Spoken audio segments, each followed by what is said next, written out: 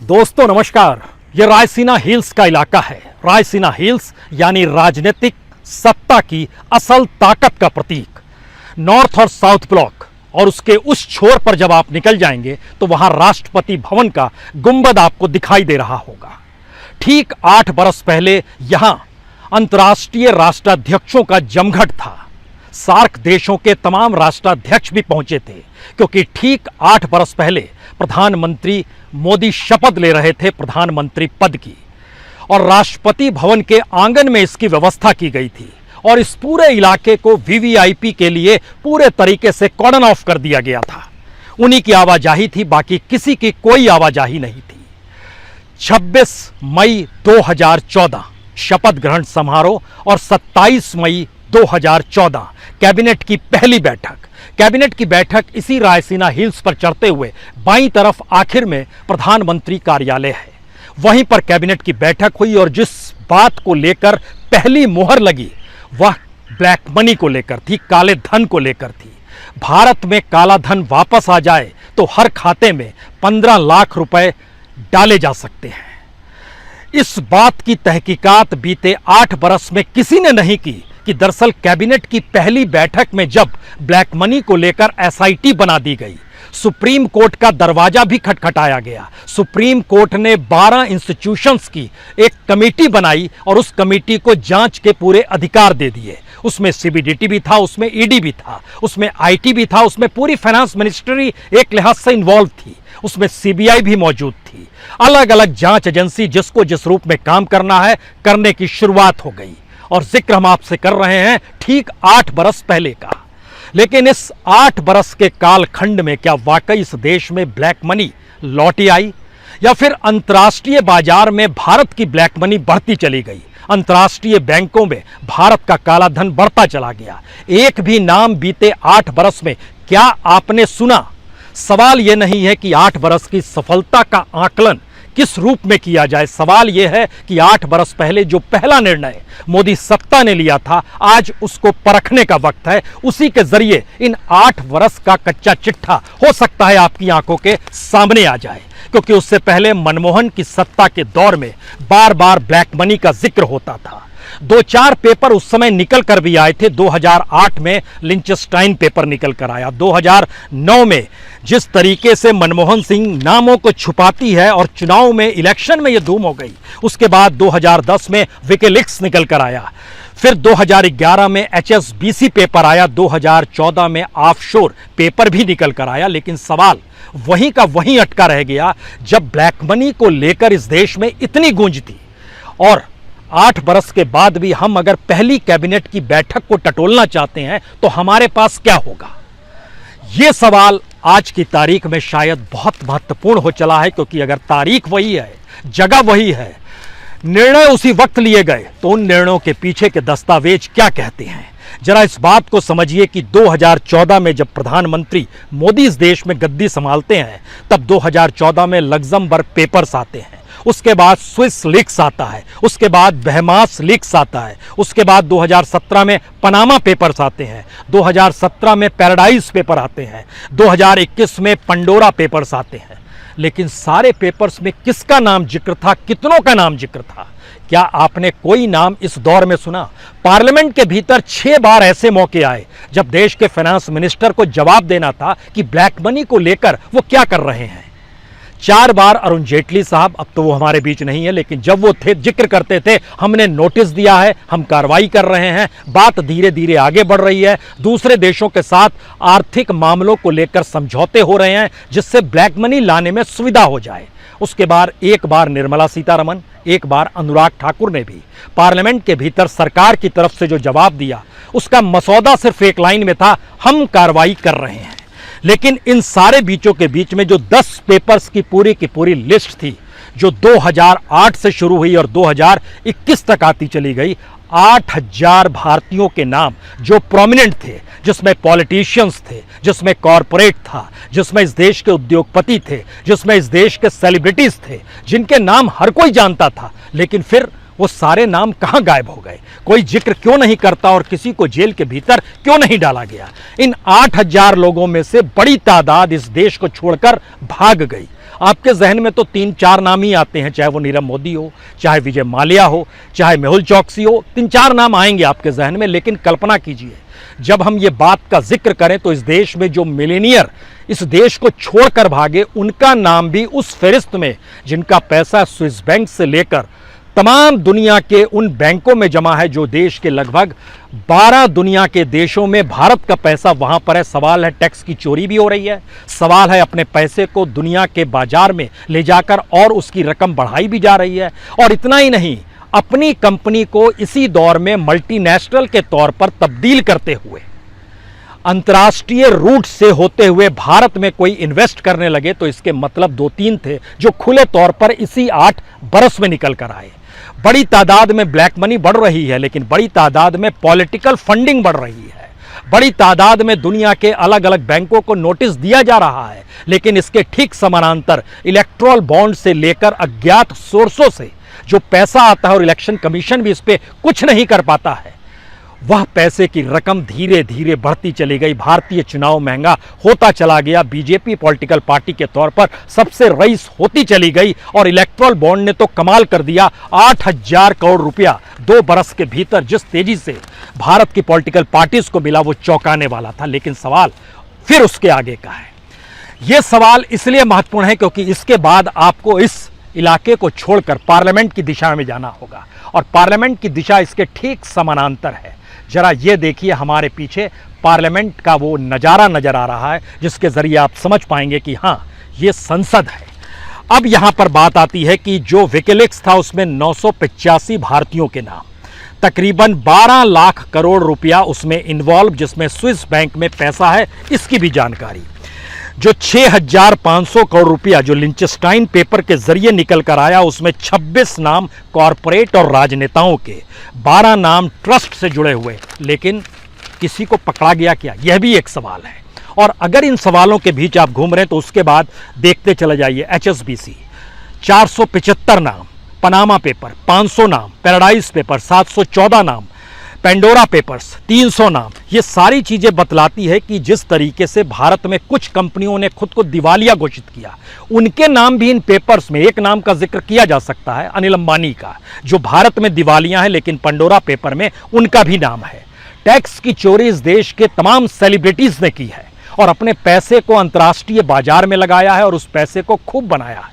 इसमें एक से एक सेलिब्रिटीज के नाम है, आप किसी का भी नाम ले सकते हैं। वह क्रिकेट खिलाड़ी भी हो सकता है, वह इस देश में पद्म भूषण पाए हुए व्यक्ति भी हो सकता है, और शायद जो नाम निकल कर आया था एक पेंडोरा पेपर में, उसमें टैक्स बचाने के लिए क्रिकेट खिलाड़ी सचिन तेंदुलकर का भी तो नाम था। तो फहरिस्त किस रूप में बढ़ती है, और भारत को लेकर जो यहाँ पर टैक्स को बचाने की प्रक्रिया और काले धन को छुपाने की प्रक्रिया में पूरा देश आ जाता है, तो सिस्टम के भीतर ब्लैक मनी धीरे धीरे एक सिस्टम का हिस्सा बन गई। इन्हीं 8 बरस में पहली कैबिनेट की बैठक, SIT का गठन, सुप्रीम कोर्ट में बंद लिफाफे में सारी जानकारी देना, लेकिन आज तक वो जानकारी निकलकर नहीं आ पाई। अगला सवाल यह है कि इसमें कैसे कैसे लोग थे, राजस्व का चूना लगाया गया, कर्ज नहीं लौटाया गया, बैंकों का NPA लगातार बढ़ता चला गया, और बैंकों का NPA बढ़ रहा है, और NPA को रिटर्न ऑफ करने के लिए सरकार ने इस दौर में लगभग 9 लाख करोड़ रुपए माफ भी कर दिए। यानी बैंक की बुक ठीक रहे, यह फिक्र नहीं है कि पैसा जो ले रहे हैं वो कहां जा रहा है, कहां खप रहा है। 132 कारोबारी थे, 80 सेलिब्रिटी थे, और पॉलिटिशियंस की कतार में सिर्फ नेशनल पॉलिटिकल पार्टी से जुड़े नेता नहीं हैं, बल्कि जितने भी छत्रप हैं, उन छत्रपों में बिहार के भी हैं, उत्तर प्रदेश के भी हैं, तमिलनाडु के भी हैं, तेलंगाना के भी हैं, आंध्र प्रदेश के भी हैं, महाराष्ट्र के भी हैं।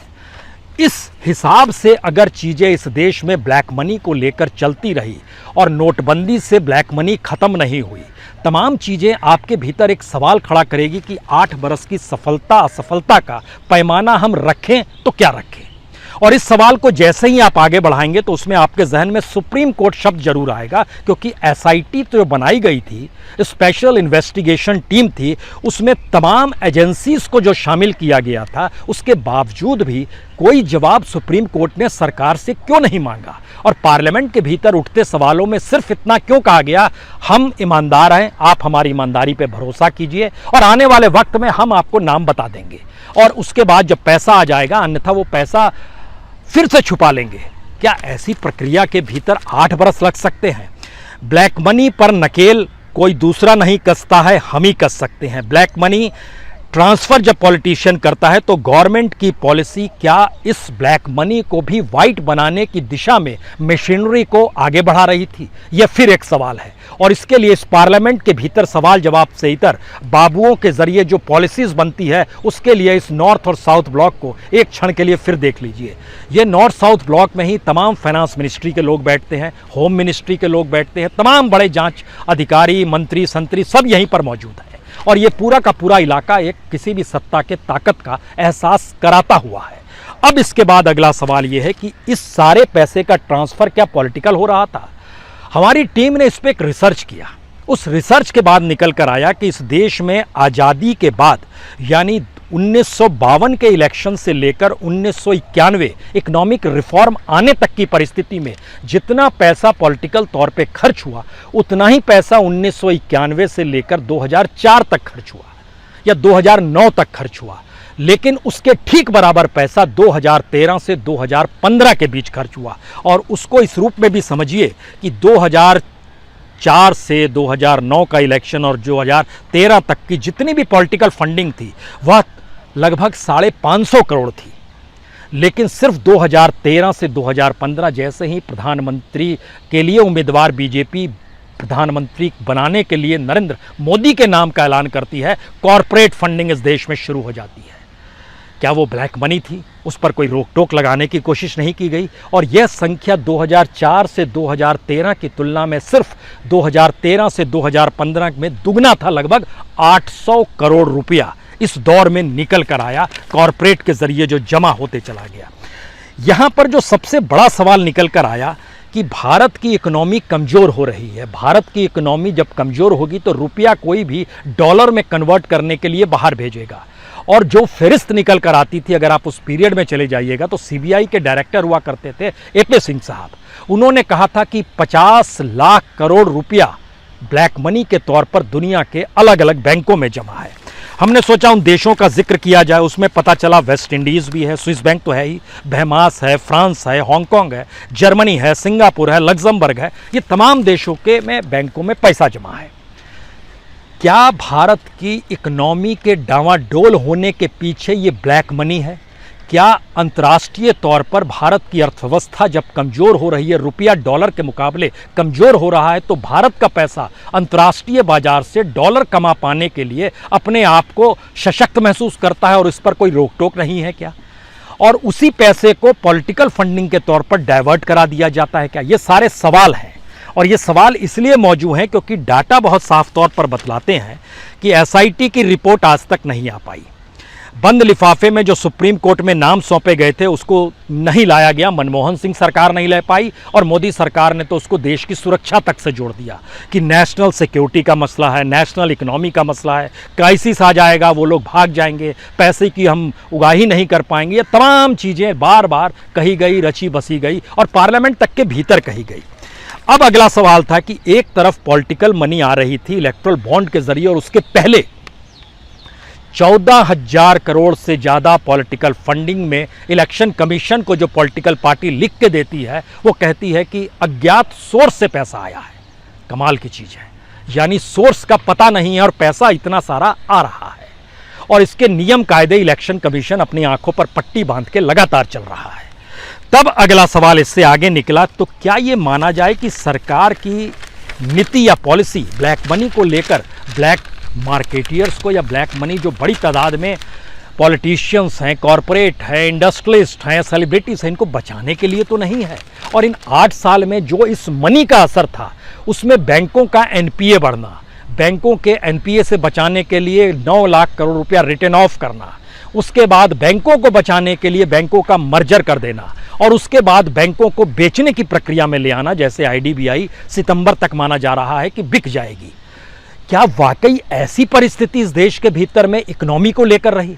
ये सवाल कहीं ज़्यादा इसलिए बड़ा हो चला है क्योंकि इस ब्लैक मनी को लाएं या ना लाएं, लेकिन भारतीय अर्थव्यवस्था के कमोवेश हर क्षेत्र पर इसका असर पड़ता चला गया और हमें याद है 2019 के इलेक्शन से ठीक पहले पार्लियामेंट में जब बजट सत्र हो रहा था तो उसमें यह सवाल उठाया गया था।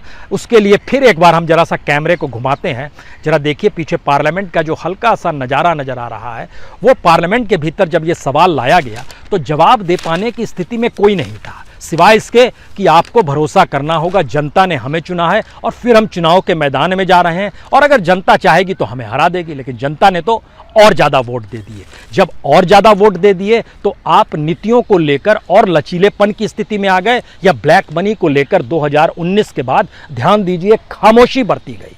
सारे सवाल जवाब उसके बाद थम गए।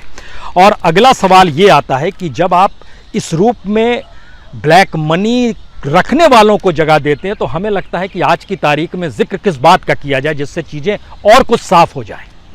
एक जिक्र किया जा सकता है पेट्रोल का, डीजल का। पेट्रोल और डीजल में जो एक्साइज ड्यूटी 2013-14 में मनमोहन सिंह थे, तकरीबन 74,000 करोड़ रुपए वो एक्साइज ड्यूटी से लेते थे, जो बढ़ते बढ़ते बढ़ते बढ़ते आज की तारीख में 4 लाख करोड़ तक पहुंच गया।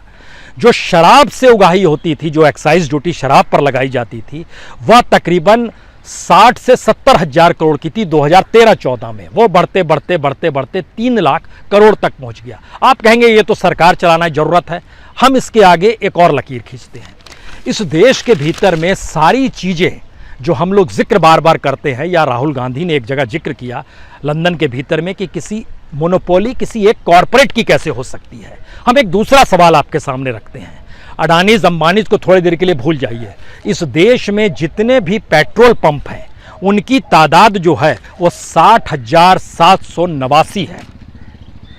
इन पेट्रोल पंपों के मालिक कौन हैं? आपको जानकर हैरत होगी, लगभग 30,966 पेट्रोल पंप के मालिक पॉलिटिशियंस या उनका परिवार है। गृह राज्य मंत्री आपको याद कर लीजिए, अजय मिश्रा उनके बेटे हैं, आशीष मिश्रा, उनके नाम भी एक पेट्रोल पंप चल रहा है। पॉलिटिशियंस का कुनबा इस देश में इस तरीके से ताकतवर है जिसमें इन 8 बरस में उस पॉलिटिशियंस की ताकत में कट एंड ऑफ किया गया। चंद पॉलिटिशियंस ही ताकतवर रहे, बाकियों को अलग थलग किया गया। इसीलिए आप मिनिस्टर्स का नाम नहीं जानते हैं, कैबिनेट मिनिस्टर कौन है आप नहीं जानते हैं। बड़े बड़े नेताओं को लोग भूल गए। पहले याद रखते थे कि अच्छा यह नेता है वो नेता है, अब सब भूल गए। अब 2-3 नाम ही आपके जहन में आएंगे। प्रधानमंत्री मोदी आएंगे, गृह मंत्री अमित शाह आएंगे, बीजेपी अध्यक्ष जेपी नड्डा आ जाएंगे, पीयूष गोयल का नाम आ जाएगा, हो सकता है अनुराग ठाकुर आपके जहन में आ जाए क्योंकि आईएनबी मिनिस्टर है अभी वो। इसके बाद आप एक गडकरी का नाम ले लीजिएगा, फिर आप भूलने लगिएगा कौन है पेट्रोलियम मिनिस्टर को। पेट्रोलियम मिनिस्टर ने वर्ल्ड इकोनॉमिक फोरम में एक अच्छा जिक्र किया। उन्होंने कहा कि $110 प्रति बैरल तेल हम नहीं खरीद पाएंगे, जनता पर बड़ा बोझ पड़ेगा। तालियां बजी। लेकिन इस दौर में जनता पर जो बोझ पड़ रहा है वो देश के भीतर पॉलिसी बनाने वाले ब्यूरोक्रेट्स है और नेता जो उसको निर्देश देते हैं, दोनों ने खामोशी बरत ली है। हम जब इन बातों का जिक्र कर रहे हैं तो 3 सवाल आखिर में निकल कर आते हैं। क्या राजनीतिक सत्ता ने धीरे धीरे अपने आप को सिकुड़ना शुरू किया है और पावर्स चंद हाथों में आ गया? दूसरा सवाल, पॉलिटिशियंस अगर चंद ही पावरफुल हैं तो ब्यूरोक्रेट्स भी चंद ही पावरफुल बचेंगे और वह धीरे धीरे सत्ता के लिए काम करने लगेंगे। इसके ठीक समानांतर जो जांच एजेंसीज है, जिन जांच एजेंसियों को अपने तौर पर ब्लैक मनी को मान लीजिए वो काम कर रही है, या जो एसआईटी 8 बरस पहले बनी थी उसको लेके जो लोग काम कर रहे थे, उस एजेंसीज का पहला काम तो यही होना चाहिए था कि अगर हम इसको इकोनॉमिक ऑफेंस भी माने, हालांकि ये देश के साथ एक लिहाज से दगाबाजी है, राजद्रोह तो अब ख़त्म कर दिया गया है। ये वाकई में राजद्रोह की स्थिति है कि इस देश की पूंजी को आप दुनिया के बाजार में ले जाओ। और ये पूंजी कैसे बनती है? भारत के खनिज संसाधनों के लूट से बनती है, भारत के सार्वजनिक उपक्रमों के कौड़ियों के मोल ट्रांसफ़र से बनती है, भारत के भीतर हर चीज़ को लेकर एनओसी की परिस्थिति ताकतवर लोगों के हाथ में देने से बनती है। यानी 80 करोड़ लोगों को 5 किलो अनाज में पालना है, पोसना है, आगे बढ़ाना है। लेकिन एक बड़ा पॉलिटिकल पावर का हिस्सा इस देश में चंद लोगों के साथ पूरी इकोनॉमी को अगर समेटने की परिस्थिति में आ रहा है तो फिर पार्लियामेंट क्या करेगी और नॉर्थ साउथ ब्लॉक में बैठे ब्यूरोक्रेट्स क्या करेंगे? तो आखिर में हमें लगता है जो सवाल निकल कर आते हैं वो इसलिए बड़े महत्वपूर्ण हैं क्योंकि स्विस बैंक में जो एक फेडरल टैक्स एडमिनिस्ट्रेशन है उसने जानकारी दी कि स्विस बैंक के भीतर जो मनी 2012 में थी वो तकरीबन 14,000 करोड़ की थी। 2019 में ये बढ़ते बढ़ते 20,000 करोड़ हो गई। और दुनिया के अलग अलग बैंकों को लेकर, जो ब्लैक मनी को लेकर जो भी इंटरनेशनल मीडिया काम कर रहा है, अगर उन आंकड़ों को हम सिलसिलेवार तरीके से देखें तो भारत के लोगों की ब्लैक मनी दुनिया के दूसरे बैंकों में इस दौर में क्यों बढ़ गई है, ये एक सवाल है। और कोई पैसा नहीं लाया गया, यह तो दूर की गोटी है, लेकिन क्या हमारे यहाँ की पूरी जांच एजेंसी या गवर्नमेंट का रुख, जब सरकार आई थी तो जो बात को लेकर पूरे देश में शोर मचता था, कौन शोर नहीं मचाता था। लाल कृष्ण आडवाणी कहते थे 30 लाख करोड़ रुपया, बीजेपी कहती थी 20 लाख करोड़ रुपया, सीबीआई डायरेक्टर कहते थे 50 लाख करोड़ रुपया, अलग अलग तरीके से आंकड़े। बाबा रामदेव ने भी एक आंकड़ा दे दिया था, इतने लाख करोड़ बाहर में खड़े हैं। लेकिन आज की तारीख में क्या आप किसी को कह के पूछ सकते हैं कितने लाख करोड़ दुनिया के अलग अलग बैंकों में ब्लैक मनी के तौर पर हैं? और क्या 8 साल के बाद सुप्रीम कोर्ट को ये पहल नहीं करनी चाहिए कि 8 बरस पहले आपने जो एसआईटी बनाई थी उसकी रिपोर्ट तो इस देश को दिखा दीजिए, उसमें निकला क्या? क्या किसी का नाम आया है? क्या बैंकों के नाम आए हैं? आप तो चाहते थे कि दुनिया के अलग अलग देशों से समझौता हो, डबल टैक्सेशन की प्रोसेस से बचा जाए और पैसा भारत लाया जाए, तो आपने इस दौर में लगभग 32 देशों के साथ समझौते भी कर लिए। फिर भी इस देश के भीतर में ब्लैक मनी का सवाल गायब क्यों है? 8 बरस की यात्रा में हो सकता है आपके भीतर बहुत सारे सवालों ये उपलब्धियां हैं, लेकिन देश की इकोनॉमी और देश की करेंसी अगर चंद हाथों में सिमट जाए तो फिर आप डिजिटल इंडिया बनाइए या आप अपने तौर पर स्वास्थ्य लाभ के लिए इंश्योरेंस देने की व्यवस्था कर लीजिए। कोई असर भारत की अर्थव्यवस्था पर नहीं पड़ेगा और उसे संभालने के लिए आपके पास दूसरा कोई रास्ता तब तक नहीं निकलेगा जब तक नॉर्थ और साउथ ब्लॉक में बैठकर बाबू लोग इस बात का खुले तौर पर जिक्र ना करें कि हम अब कोई हस्ताक्षर नहीं करेंगे, तब तक जब तक आप ब्लैक मनी के लेकर उस पर नकेल कसने के लिए जो पहले दिन आपने वादा किया था उस दिशा में नहीं बढ़ जाते हैं।